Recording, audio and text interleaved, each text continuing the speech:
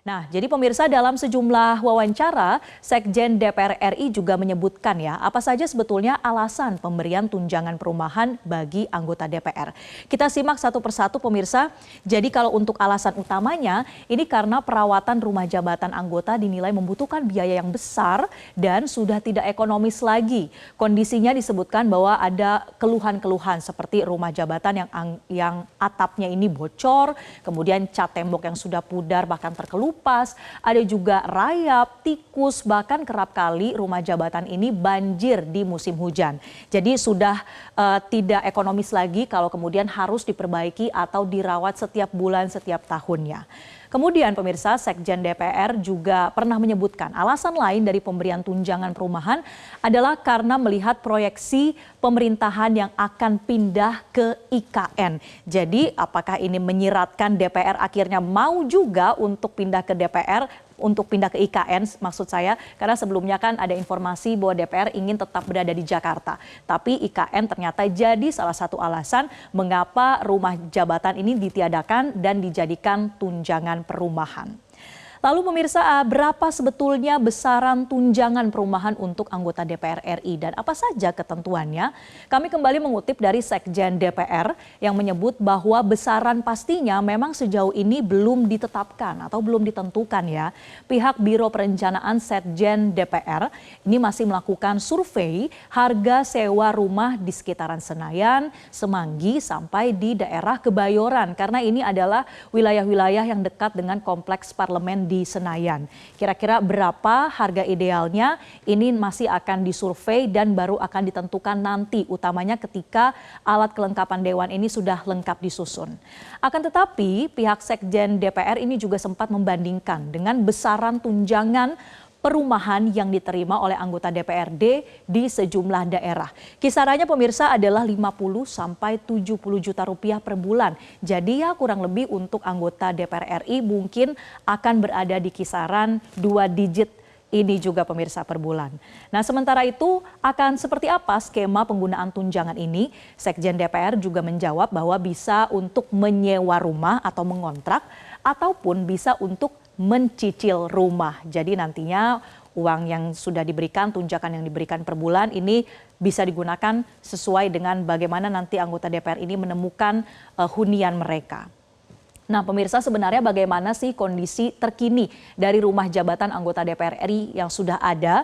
Rumah jabatan ini ada di 2 lokasi, tepatnya di Kalibata, ini terdapat ada sekitar 580 rumah, dan ada di Ulu Jami di Jakarta Selatan yang juga terdapat 51 rumah.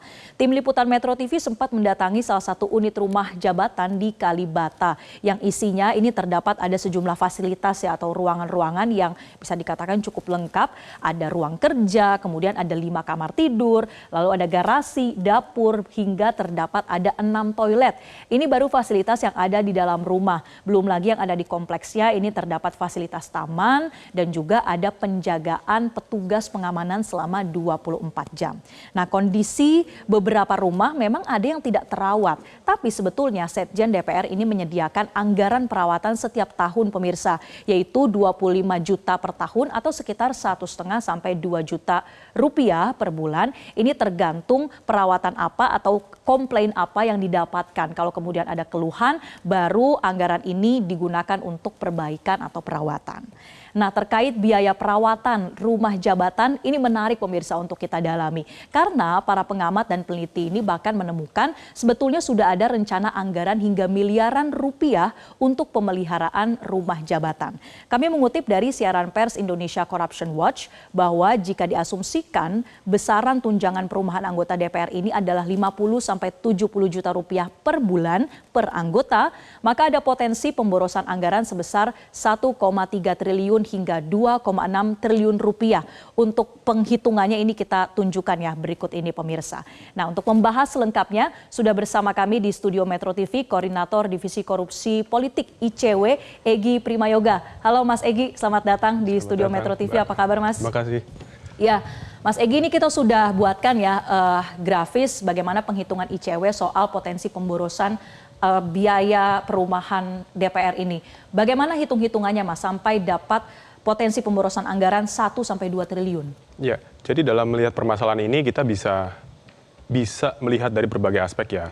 Tapi saya membahas dulu aspek pertama. Kita bicara soal tata kelola pemerintahan yang baik. Di sini ada spesifiknya tata kelola anggaran. Anggaran itu tidak boleh disia-siakan, dibuang begitu saja, dihamburkan gitu ya, sehingga bisa merugikan keuangan negara. Nah di sini kita bisa melihat sebetulnya anggaran untuk maintenance rumah itu ada. Kita cek kemarin jumlahnya lebih dari 370 miliar dari tahun 2019 sampai 2024. Oke, ini yang kita taruh di atas ya Mas ya. Betul. Ini untuk satu periode. Betul, satu periode 2019-2024. Ya. 74,5 miliar ya di Ya. periode sebelumnya. Oke, Ya. lanjut Mas. Ya, jadi dari situ kita kemudian melihat kalau misalnya kita hitung-hitungan, ada versi 50 juta dan versi 70 juta rupiah. Oke. Kita ambil yang paling kecil, 50 juta. Kalau anggarannya nanti diberikan kepada si anggota DPR. 580 anggota dikali 50 juta dikali 60 bulan, 5 tahun. Oke. Artinya ada anggaran negara yang akan dikeluarkan itu sebesar 1,74 triliun rupiah. Dan kemudian nanti kita kurangi dari 1,74 triliun dikurangi 374 miliar. Itu ada potensi kerugian 1,36 triliun rupiah. Artinya kan kemana? Itu kan lebih baik dipakai untuk hal-hal yang lebih substansial. Misalnya pembahasan legislasi agar lebih maksimal, agar target-target terkejar oleh DPR, oleh para wakil rakyat kita. Atau juga untuk keperluan lain. Bisa jadi untuk anggarannya kesehatan, pendidikan yang sebenarnya lebih substansial dibanding sebetulnya mengeluarkan anggaran yang tidak dibutuhkan. Tidak ada urgensinya sama sekali. Gitu. Jadi itu poin pentingnya bagi saya. Oke, jadi ini hitungan perbandingan ya, Betul. Mas ya, untuk tahun ini kalau jadi kemudian 5 tahun begitu ya adanya tunjangan perumahan, selisihnya sampai 2 triliun rupiah kalau dengan asumsi 70 juta rupiah betul, ya. per bulan ya. Nah, Mas Egy, kalau dengan skema tunjangan ini pengawasannya akan seperti apa, Mas? Betul, ini juga yang kita pertanyakan. Karena kan modelannya lamsam. Lamsam artinya diberikan. Diberikan 50 juta, tidak ada pertanggungjawaban secara pasti real cost gitu ya. Apakah betul ini akan digunakan untuk pembayaran rumah atau cicilan rumah atau apapun itu. Karena bisa jadi kalau orangnya udah punya rumah atau bahkan dia tidak punya rumah sekalipun, bayar aja rumahnya yang 1 juta, 5 juta bahkan gitu ya. Sisanya kemana uangnya? Ini juga kan sekali lagi potensi pemborosan anggarannya besar. Nah ini yang jadi masalah sebetulnya. Sayangnya mereka masih bersikuku, anggota DPR masih bersikuku, mereka membutuhkan itu. Padahal sebetulnya nggak pernah ada pembicaraan urgensinya seperti apa, mereka nggak bisa menjelaskan. Oke, nah itu kan untuk alasan urgensi salah satunya ya Mas, karena biaya perawatannya cukup besar nih kata Setjen DPR. Tapi alasan lainnya juga karena pemerintahan akan pindah ke IKN. Nah bagaimana melihat alasan itu, apakah cukup tepat juga Mas? Ya, anggarannya cukup besar. Tadi kita lihat dari 5 tahun ke belakang, itu kan 374 miliar rupiah ya? Selama 5 tahun. Artinya dibanding 1,70 sekian triliun, itu masih jauh lebih murah kalau kita perawatan. Begitu rumahnya udah ada kok, tinggal dirawat aja. Apa sih susahnya merawat rumah gitu ya, selama si anggaran perawatannya dipakai buat hal yang betul gitu ya, betul-betul dilakukan untuk itu, tidak diselewengkan dan segala macam, rumahnya pasti benar gitu. Jadi kalau dibilang rumahnya sekarang rusak dan sebagainya, tidak bisa ditempati, tidak layak, tapi sementara anggarannya kami cek kemarin ada, digunakan, kami punya data pemenangnya juga siapa, nominalnya apa, untuk apa saja, tapi kalau ternyata itu tidak digunakan, rumahnya tidak layak ditempati katanya, kemana uangnya gitu ya. Itu yang sebetulnya jadi pertanyaan juga. Yang kemarin juga sudah dianggarkan ya 300 sekian miliar ini kemana begitu ya, karena buktinya masih ada rumah yang rusak, atap bocor dan lain sebagainya. Oke lah kalau kemudian dijadikan tunjangan perumahan ini, Mas Egy. Tapi kalau kita lihat sebelumnya ini kan juga ada kasus ya, kasus dugaan korupsi, pengadaan beberapa perabotan katakanlah di rumah jabatan anggota DPR. Nah ini kemudian bagaimana, apa skema yang terbaik kalau rumah jabatan ada potensi korupsi, tapi untuk tunjangan nilainya ternyata terlalu besar? Ya, memang di sini kita perlu perkuat pengawasan ya. Kalau misalnya 50 juta ini jadi digelontorkan, itu tentu potensi penyelewengannya besar. Pun kalau misalnya kita membayar untuk maintenance, perawatan rumah, itu juga potensi penyelewengannya ada. Tapi di situ kita masih bisa lebih mengawasi anggarannya yang dikeluarkan berapa, kita lihat pertanggungjawabannya. Kalau melalui tender pengadaan, itu siapa yang menang, pemenangnya siapa kita bisa cek dan segala macam gitu ya. Jadi itu yang harus dilihat sebetulnya, dan pengawasannya memang harus diperketat. Dan di sini bagi saya ketika sekali lagi rumahnya tidak layak ditempati, tapi ternyata ada uang yang sudah digelontorkan, ini kemana uangnya? Nah, aparat penegak hukum di sini, KPK, kepolisian atau kejaksaan, sebetulnya bisa secara mandiri menelusuri hal itu. Nah, ini yang harusnya dilakukan oleh pihak-pihak yang punya tanggung jawab terhadap isu ini. Oke, tadi juga menarik ya Mas Egy sempat sebutkan bahwa ini diberikan dengan skema lamsam atau bahkan putus begitu ya, tidak ada pertanggungjawabannya. Tadi kita paparkan juga bisa digunakan untuk mencicil rumah. Artinya kalau cicil ini jadi miliknya siapa Mas? Milik pribadi, milik negara atau seperti apa?